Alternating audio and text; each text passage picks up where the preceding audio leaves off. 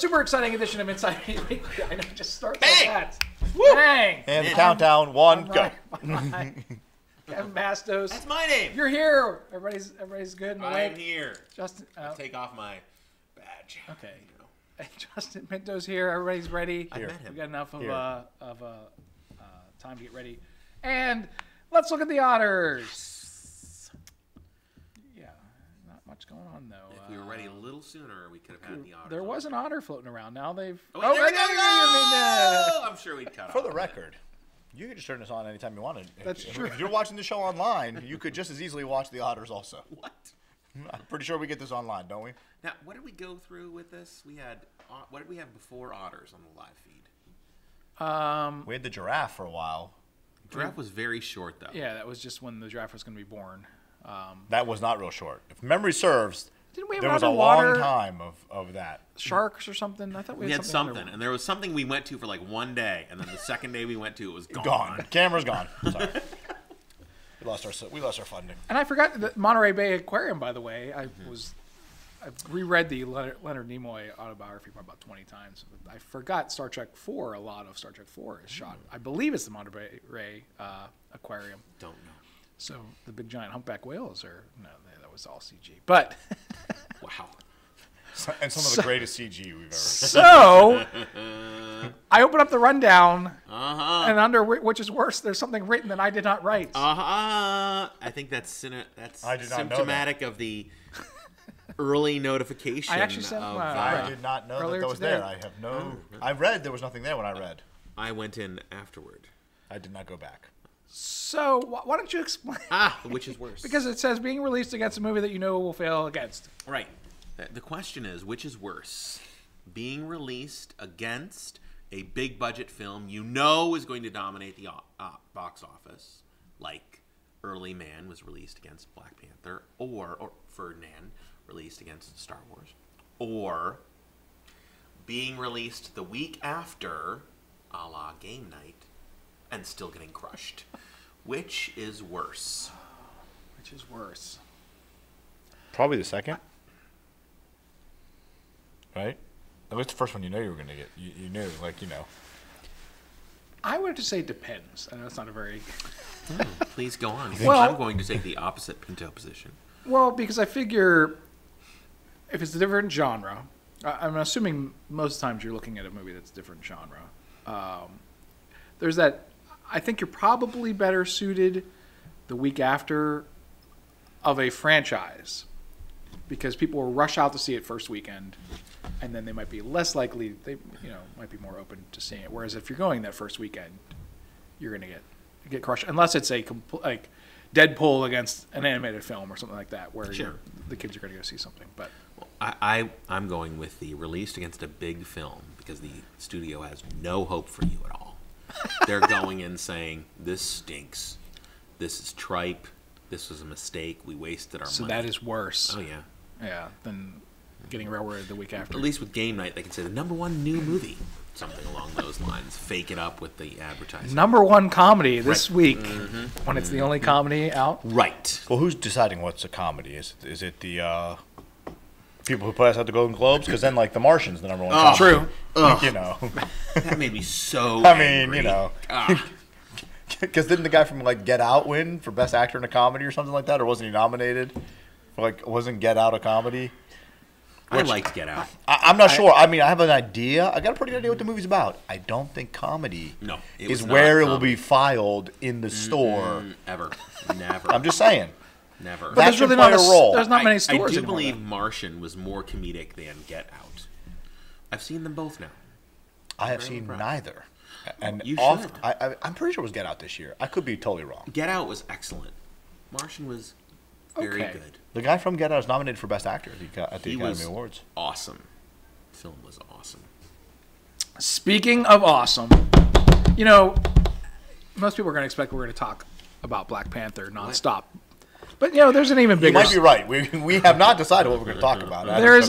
There's a bigger story What? than that. Yes, the live-action Dora the Explorer movie gets a summer 2019 I did see this in the rundown. Perfect. And thought to myself, how late Release are we on date. this? Wait.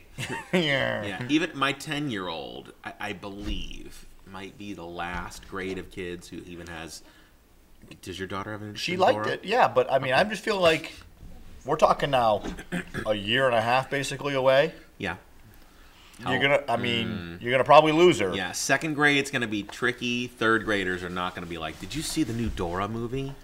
Unless there's a totally new take on it, like Dwayne "The Rock" Johnson decides to star as Boots the monkey in the Dora movie. Boots the monkey, voiced by Map, voiced by Dwayne. He'd need like 4 lines. Just sing the Map song once, and then you're out. We can get. You pay him $5 million. Instantaneously, the box office grows by 40%. We need 5 minutes of your time. Dwayne, please sing "I'm the Map." I'm the Map. Oh, I forgot about that show. She hasn't watched it in so long. I blocked most of it out. Yeah, and that's what I mean. She's not going to be like, the Dora movie. Yeah, I mean, we cycle back sometimes. Is that the actual actress who's been cast as Dora? I don't. It's. Or is it just sort of a? I think that's a generic. Okay. That's a good question because there's not a whole lot of. Let's see if there's. How many generic pictures of live action Dora the Explorer are out there?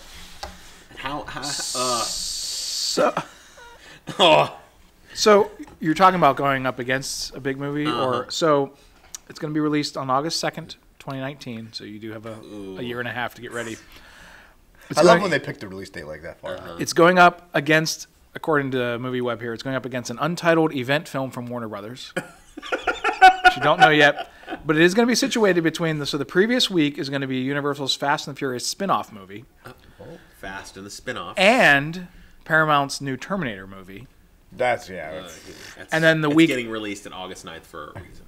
And then the week after, Disney's Artemis Fowl is coming out, and Universal's new Quentin Tarantino movie is coming out. I like different Artemis audience. Fowl. Different audience. I feel like for Quentin Tarantino and Dora the Explorer, but not so much for Artemis Fowl. I feel like those are different markets. Did I just see Michael Bay's name on here? Oh boy, on Dora? I think he's. Oh no. Is he doing? I think they're Michael. I think his company is producing it. Yes. I'm just all of a sudden now, like it's gonna. Great news, guys! We got Dora the Explorer. All of a sudden, I'm imagining like Issa is gonna be like so CG. Issa the iguana. It's gonna look like a Dinobot or something from Transformers. Oh, what was the bull's name? Benny the Bull. I love Benny the Bull. Well, do you remember, wasn't it College Humor or one of those sites did a Dora the Explorer live action fake trailer? It was about 4 or 5. It was 5, 6 years ago, man. something like that. I am unfamiliar. I remember the SNL joke one for Dora. That was pretty funny. But again, it was 3 minutes long. Yeah, not 90. 75. Who we kidding here? It's got 10 minutes of credits on this. Something in a Blue's Clues Dora the Explorer double feature, both live action. Well, of course, Blue's Clues was live the action. Underdog live action film. By the way, do you know who's in the Underdog live action film?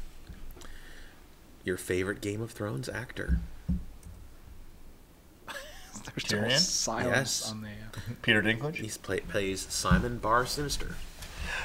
I'm not real familiar with Underdog in my previous. I mean, he was on the Laugh Olympics. Was he on that cartoon? No, he was not on that. The Hanna-Barbera. Not on Laugh Olympics. No. That was a great one. Yes, I did enjoy that a lot. We actually own Laugh Olympics on DVD, and it's probably worth a lot of money. No, are you sure? Because you can't get it.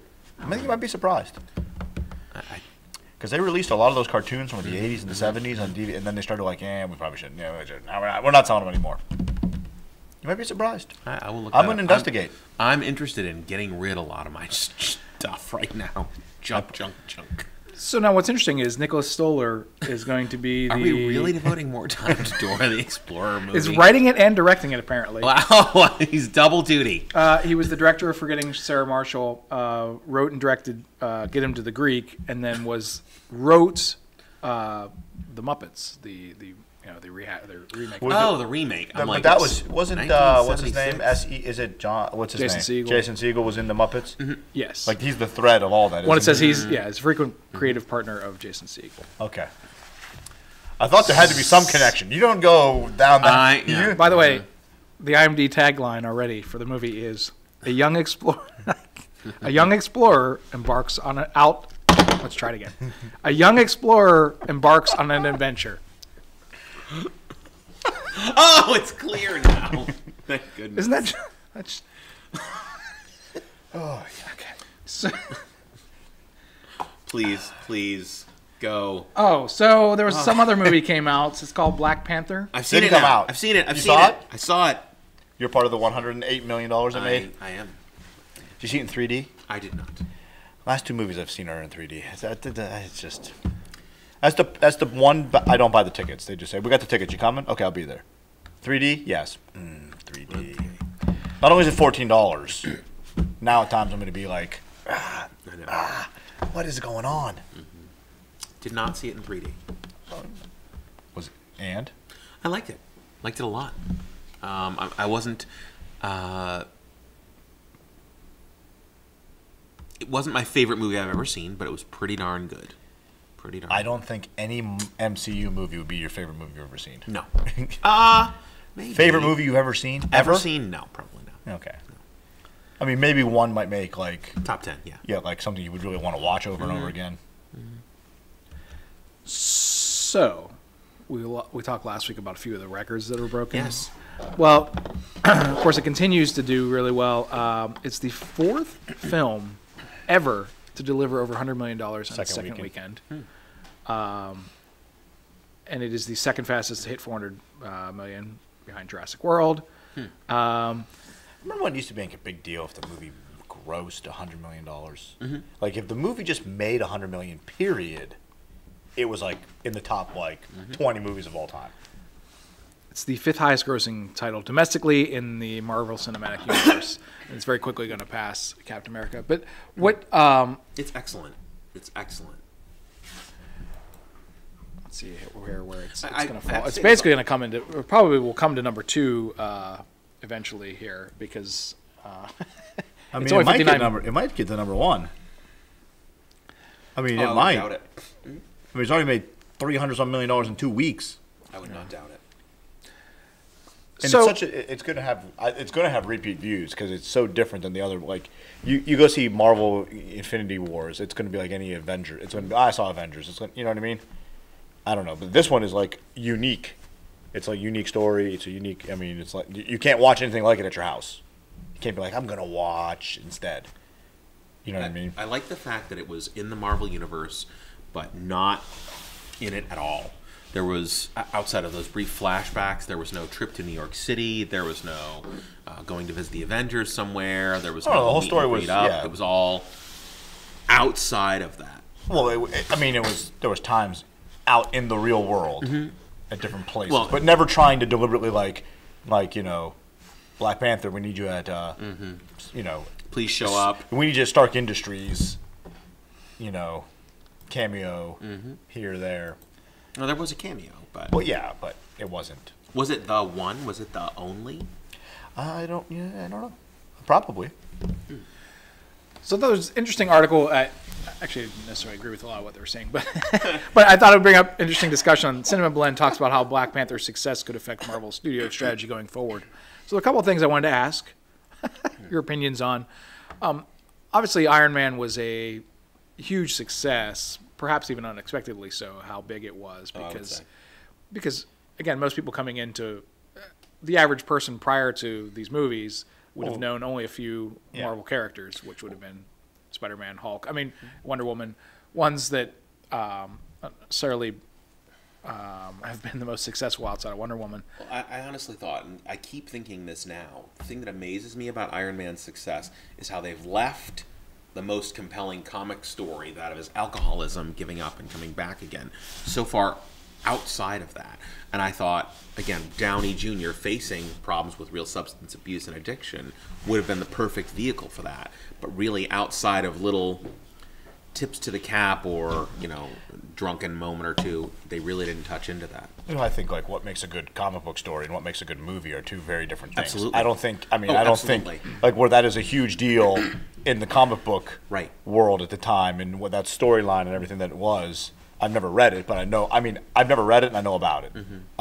It's the same with Amazing with Gwen Stacy. Yeah, and that was just a train wreck on screen. But yeah, so it's just a matter of I don't necessarily think that storyline would play big in the Avengers movie or an Iron Man movie or anything. You know what I mean? I just don't. It doesn't strike me as a great movie to go see.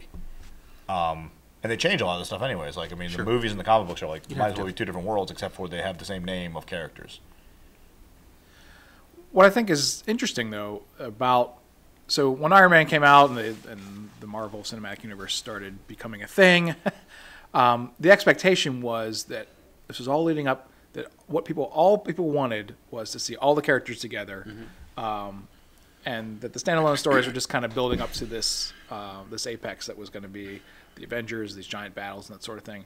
And now all of a sudden, out of left field, Black Panther comes in, and as we were just talking about, may be the most successful. So now Marvel's looking at this and saying, is the combination going to be the big thing, or more standalone stories going to be? Well, I got to imagine it's cheaper to make standalones than it is to make the big movie. Yep. And I mean, Avengers Infinity War is going to make a ton of money. Like we said, it might break all these records. But something tells me Black Panther's going to be in Infinity Wars. Oh, yeah. They're all going to, there's still the article, the 76 characters are in this movie or something like that. But, yeah, I mean, depends on the character. There was a standalone Doctor Strange movie. Did it make a lot of money? Probably. Did it make crazy money? Nowhere near this. I mean... And big name actor. Yeah. Big. Which figure, as far as standalones, you've had, since MCU started, Show us that Iron list. Man.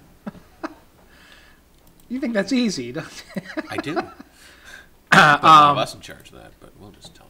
This is from Iron Man, Hulk. So you have Iron Man, Hulk, Thor, Captain America. Just in the Marvel Cinematic Universe, not the... And then Ant-Man, Doctor Strange, Spider-Man.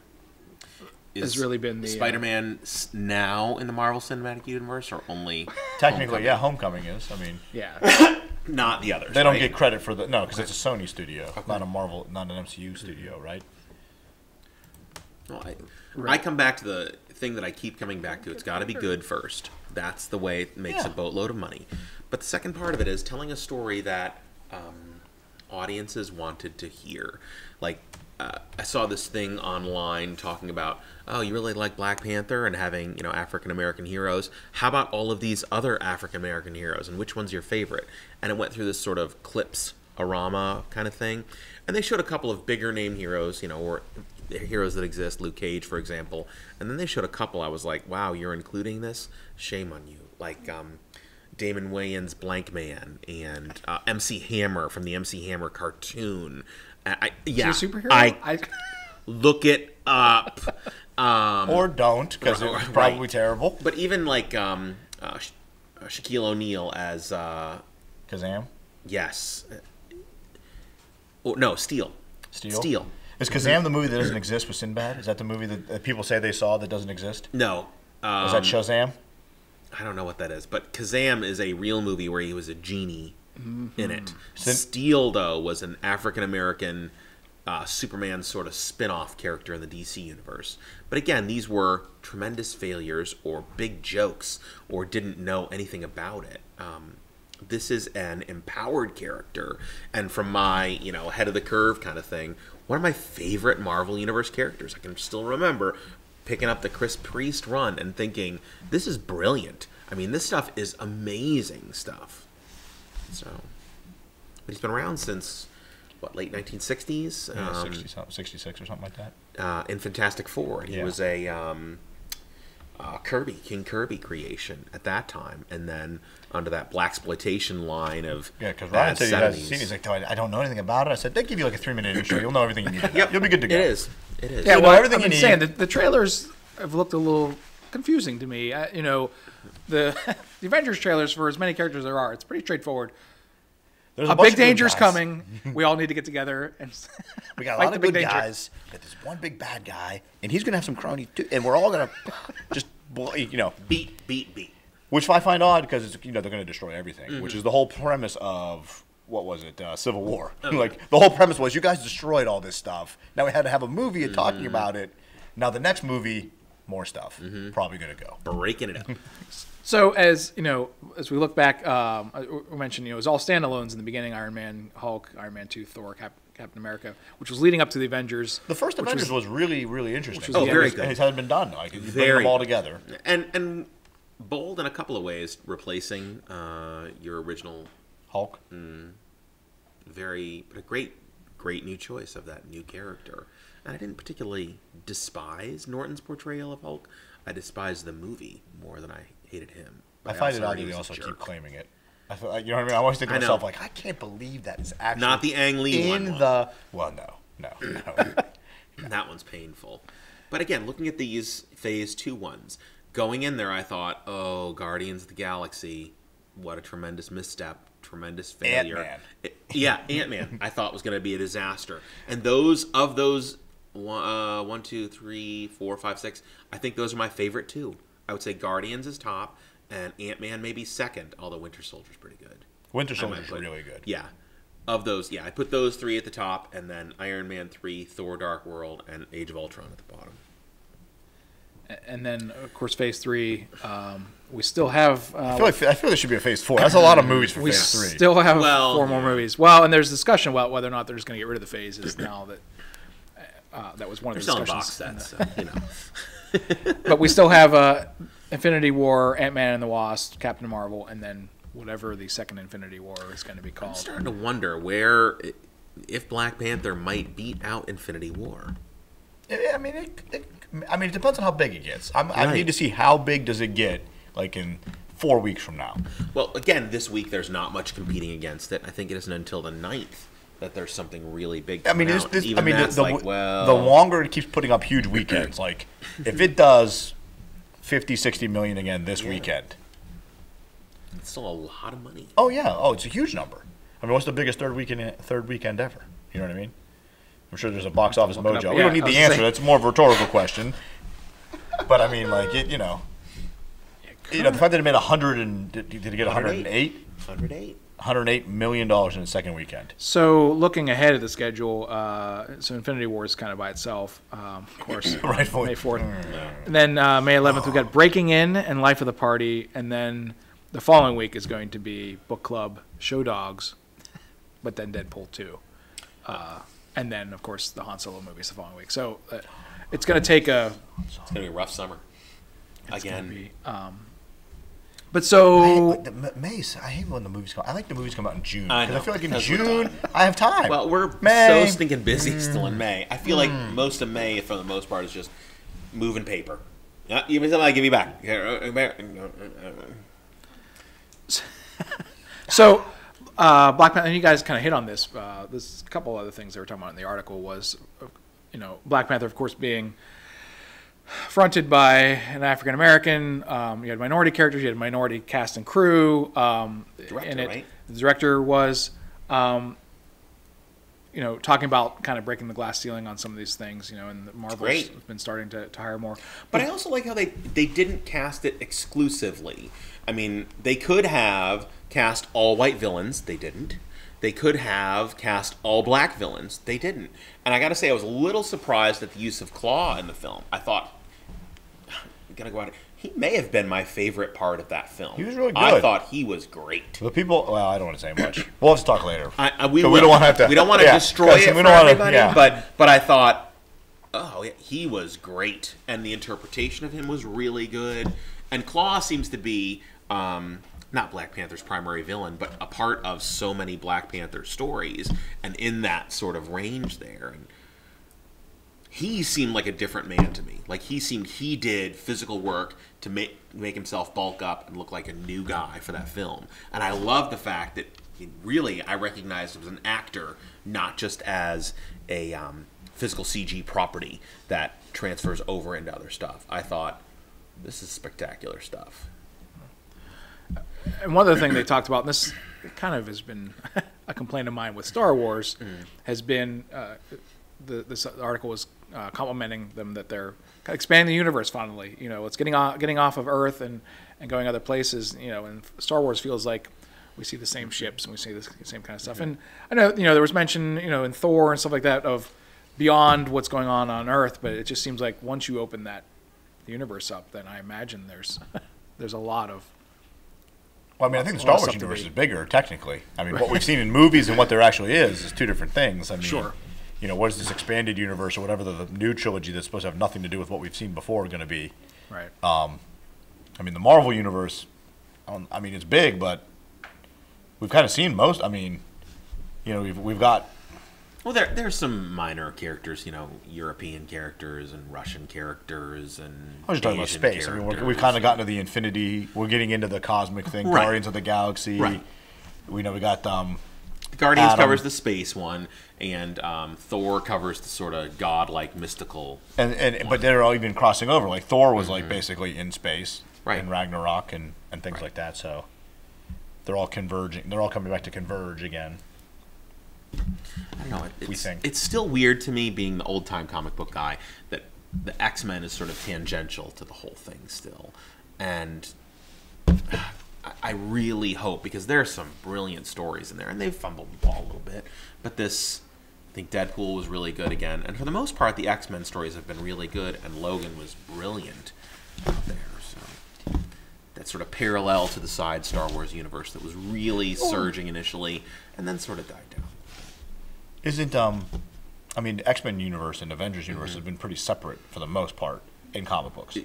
No. I mean, they've crossed over sometimes, Right. but there's not. Your Quicksilver, Scarlet Witch character is a great example of it, because they're a part of both universes. And even in those films, Quicksilver couldn't even be mentioned by name. He had to be called Pete, I want to say, in one of them. And again, back and forth, I thought the Quicksilver in the X-Men universe was 10 times better than the one in the Avengers one. He was just sort of a joke, and then they killed him. Well, yeah. We're almost out of time. I just did want to mention on the flip side, on the DC side, Joaquin Phoenix may or may not be in a Joker movie this coming. Great idea. Great. This was the one that was originally Leonardo DiCaprio was going to be. I don't know why. I mean, Joker's an interesting character, but it just seems like we just keep going back the same. Martin Scorsese supposedly is going to produce, and Todd Phillips is going to direct. That's the incarnation of it right now. I'm in. This weekend we got the Death Wish. I can't talk today. Death Wish remake, and Red Sparrow. I think Black Panther's going to win. Both of them, I would say, in the current climate we're in right now, two very realistically violent movies up against a superhero type movie. I'm thinking Black Panther's going to be okay for another week. Actually, for another month. They had something, I thought, that had a chance. There's Gringo, the Hurricane Heist, Strangers, Pray at Night, and A Wrinkle in Time. Wrinkle in Time. That was the one. I thought Wrinkle in Time had a chance of beating it in its fourth week. Wrinkle Time will make a lot of Wrinkle Time will make a lot of money. I think that Black Panther's going to be pretty safe until Pacific Rim Uprising, March 23rd, and then you get Ready Player One the following week. But I think I'm saying the same audience is probably going to go. Love that book. We've already seen Black Panther, and we'll move on to. I hope they don't destroy that movie. Man. Such a good book. The trailers, I don't know. I know. I'm worried. I'm worried. And it's Spielberg. I know. I'm worried. So we'll have to come back next week and find out if Black Panther can pull in another $100 million. Probably about 70 or 80, maybe. If it makes that something much, like that. It'd be crazy. It's going to be crazy. But we'll take a look at the charts and everything else next week on Inside Media Weekly. Thanks for joining us.